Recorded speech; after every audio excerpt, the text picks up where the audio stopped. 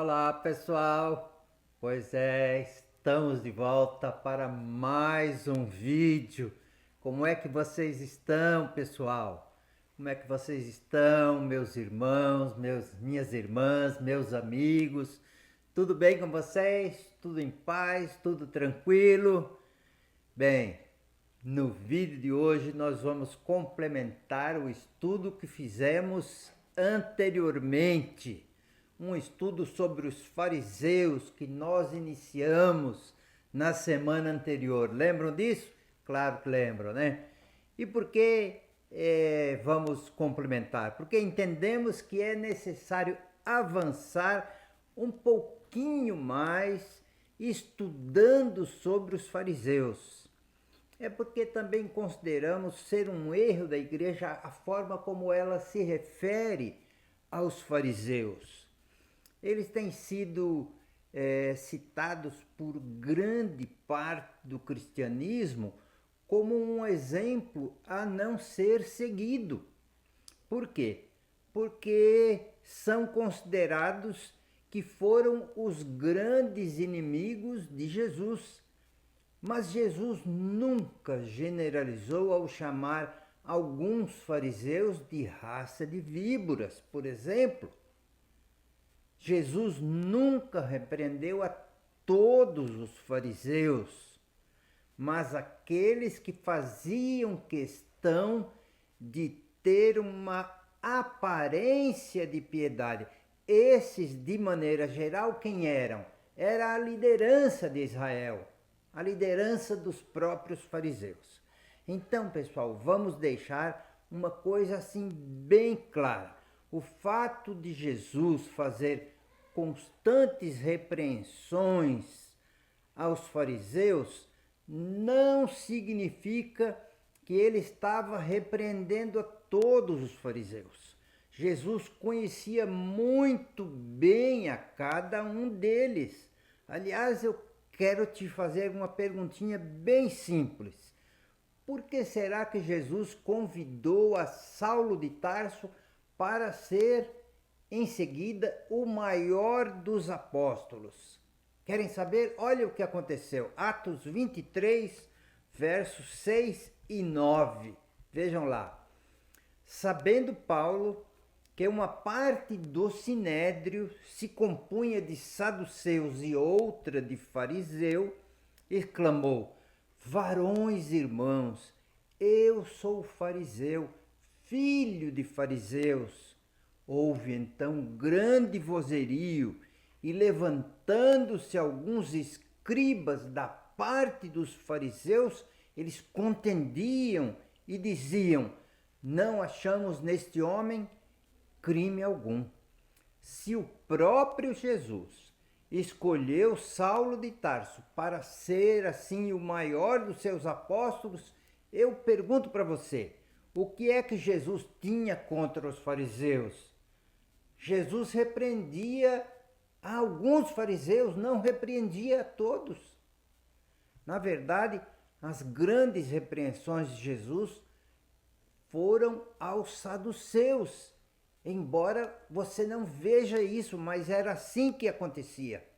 Porque os fariseus eram os que administravam o templo e eles agiam corruptamente.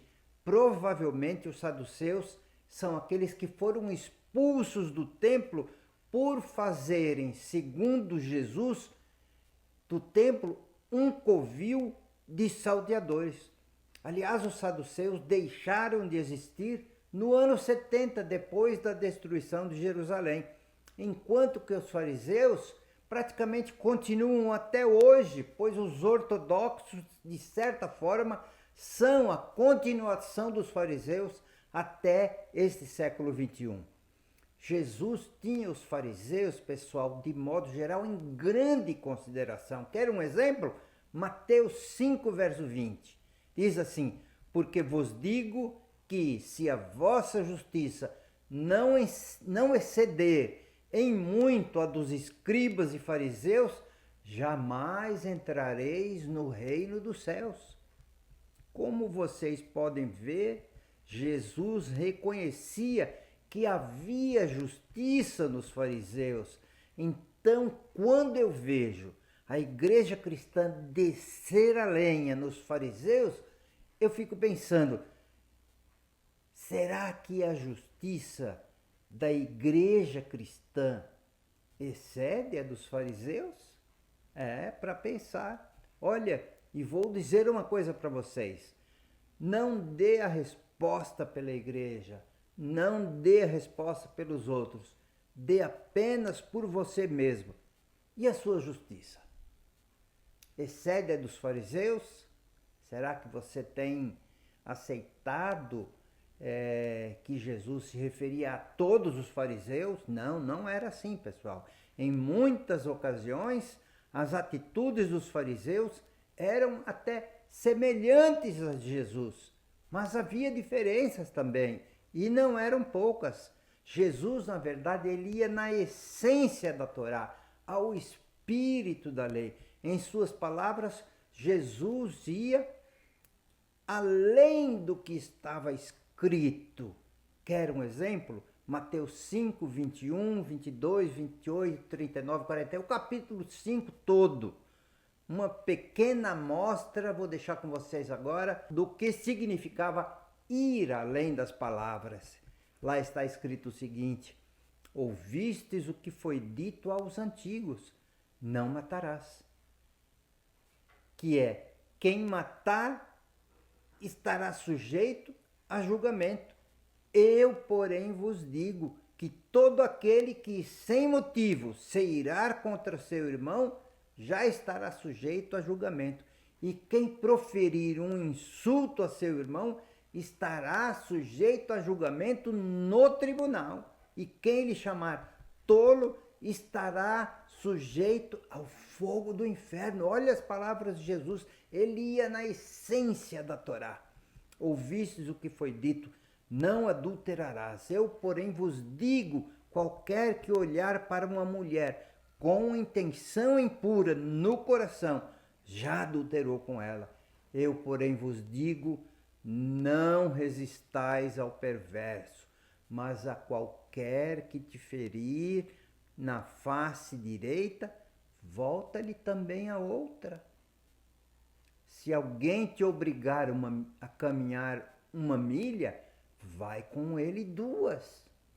Vocês viram, irmãos e amigos, Jesus ele ia na essência das palavras e os fariseus eram superficiais. Ouçam outro texto que eu quero considerar com vocês. Esse aqui é muito importante. Está no livro de Mateus, no capítulo 23, versos 1 a 3. Então, falou Jesus às multidões e aos seus discípulos. Na cadeira de Moisés se assentaram os escribas e os fariseus. Fazei e guardai, pois tudo quanto vos disserem, porém não os imiteis nas suas obras, porque dizem e não fazem, dizem e não fazem. Vejam, Jesus reconhecia a autoridade dos fariseus ao afirmar que eles se assentavam na cadeira de Moisés para pregar e para ensinar. Essa cadeira, pessoal, era real, existia essa cadeira. Não era apenas uma figura de linguagem. Poderíamos compará-la ao púlpito de hoje nas igrejas, com a diferença que no púlpito a pessoa fica em pé ao lado do púlpito. Os fariseus sentados na cadeira de Moisés e os pregadores de hoje ao lado do púlpito, eles têm autoridade para pregar e ensinar. As palavras de Jesus, no entanto, valem para ambos, os fariseus e os pregadores de hoje. E Jesus ainda acrescentou aos seus discípulos: fazei e guardai tudo quanto eles vos disserem. Mas eu me preocupo com as palavras finais de Jesus aos seus discípulos, que são as seguintes: porém, não os imiteis nas suas obras, porque dizem e não fazem. Ou seja, estão ali pregando, mas não vivem aquilo que pregam. Gente, a autoridade para pregar e ensinar precisa sim ser seguida pelo exemplo de vida. Sentar-se na cadeira de Moisés é uma honra, mas essa honra deve ser seguida pela responsabilidade com relação àquilo que se está ensinando, que se vai ministrar. Os que pregam precisam viver de maneira que sua vida seja uma honra para Deus, uma bênção para a família, para a igreja, para a sociedade toda. E eu vou dizer mais uma coisa para vocês. Quanta gente ocupa o púlpito para pregar sobre família, por exemplo, enquanto que a sua própria família está em desequilíbrio. Quanta gente prega, por exemplo, sobre finanças. Aliás, a minha área aí, puxa, e como eu já vi isso, enquanto está devendo para várias pessoas e nem dá a mínima satisfação, e como são coisas entre irmãos, o credor fica meio sem jeito de falar com o irmão devedor. Em outras palavras, eles poderiam ser ouvidos, mas não poderiam ser seguidos, aqueles fariseus que se assentavam na cadeira de Moisés. Então eu pergunto, será que as duras palavras de Jesus referentes aos fariseus não servem para aqueles que ocupam a cadeira de Moisés de hoje, ou seja, o púlpito? Nem todos os fariseus se assentavam na cadeira de Moisés, mas apenas alguns deles, e estes é que eram o problema. Não eram todos os fariseus que viviam observando o que Jesus fazia para surpreendê-lo em alguma coisa ilícita. Era a liderança dos fariseus. Estes eram os hipócritas, uma classe de fariseus que procurava impor aos outros uma maneira de viver, mas que eles mesmos não conseguiam nem seguir, e baseados em ordenanças que eles mesmos criavam, viviam procurando algo em Jesus para criticá-lo, desmerecê-lo e assim desfazer do seu ministério. Aqueles fariseus hipócritas, um grupo particular de fariseus, se opunham a Jesus, e os de hoje, na verdade, se opõem uns aos outros. Olha, eu vou dizer uma coisa a você e espero que você me entenda. A igreja deste século XXI está precisando demais de fariseus. Calma, pessoal, calma aí. Me entendam. Lembrem-se de que os fariseus foram aqueles que durante o exílio babilônico começaram a pensar e chegaram a uma conclusão. Por que será que estamos sofrendo e vivendo como escravos e exilados em terra estranha? Será que a igreja desse século não está precisando de fariseus como estes?